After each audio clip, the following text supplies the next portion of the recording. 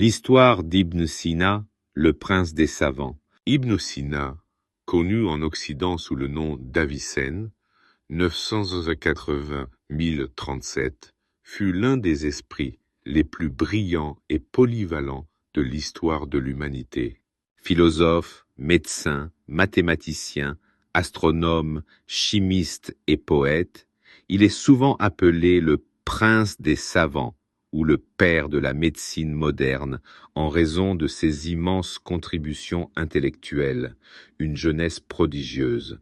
Né à Afshana, près de Boukhara, actuel Ouzbékistan, Ibn Sina montra très tôt un esprit exceptionnel. À l'âge de 10 ans, il maîtrisait déjà le Coran et de nombreux textes littéraires. Il étudia ensuite les sciences naturelles, la philosophie et les mathématiques sous la direction des meilleurs professeurs de son époque.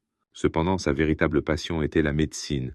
À seulement 16 ans, il commença à pratiquer la médecine et se distingua par sa capacité non seulement à guérir, mais aussi à découvrir de nouvelles méthodes pour comprendre et traiter les maladies. À 18 ans, il était déjà considéré comme un médecin de génie et fut appelé à soigner le prince de Boukhara, qu'il guérit avec succès. En récompense, il eut accès à la vaste bibliothèque royale, où il approfondit encore davantage ses connaissances. Une œuvre monumentale.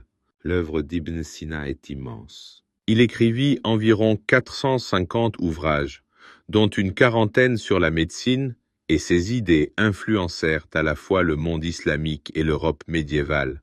Parmi ses œuvres les plus célèbres, on trouve 1. Le canon de la médecine, Al-Qanun fi al-Tib. Ce livre monumental est une encyclopédie médicale qui synthétise les savoirs grecs, perses et indiens, tout en y ajoutant ses propres découvertes. Il est resté une référence dans les universités européennes jusqu'au XVIIe siècle. Dans ce texte, Ibn Sina décrivit avec précision des maladies comme le diabète, la méningite et les ulcères gastriques 2. Le livre de la guérison, Kitab al-Shifa, un ouvrage philosophique et scientifique couvrant la logique, la métaphysique, l'astronomie et les mathématiques. Ibn Sina fut également l'un des premiers à suggérer que les maladies pouvaient être causées par des micro-organismes, une idée révolutionnaire pour son époque, une vie mouvementée. Malgré son génie, la vie d'Ibn Sina ne fut pas sans défis. Il vécut à une époque troublée politiquement et dut souvent fuir d'une ville à l'autre, travaillant comme médecin ou conseiller pour divers dirigeants. Il fut emprisonné à un moment pour des raisons politiques, mais cela ne freina pas son ardeur intellectuelle. Il écrivit plusieurs de ses œuvres en captivité.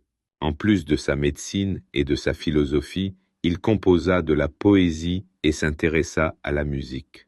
Il croyait en l'harmonie entre le corps et l'esprit et pensait que la santé mentale était aussi importante que la santé physique, sa mort et son héritage. Ibn Sina mourut à l'âge de 57 ans à Hamadan en Iran.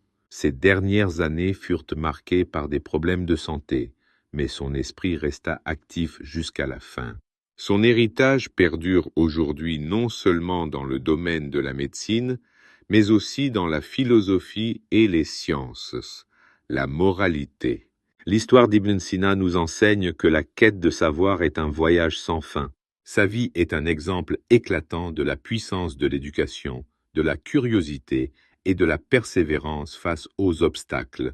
Il nous rappelle que les plus grands esprits sont souvent ceux qui osent penser différemment et qui consacrent leur vie au service des autres.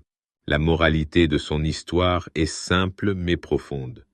Le savoir est une lumière qui éclaire non seulement le chemin de celui qui le cherche, mais aussi celui des générations à venir.